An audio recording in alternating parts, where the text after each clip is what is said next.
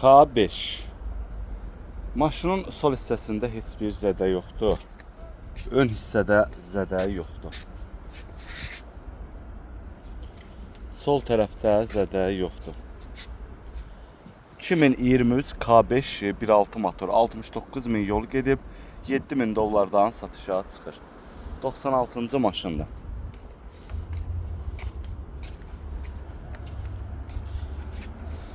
Maşının zədəsinə gələndə bir dənə arxa buferdir, gördüyünüz kimi. Arxa buferdir, stopdur.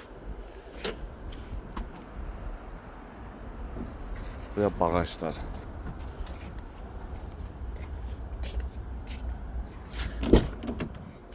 Bu da bunun salonu.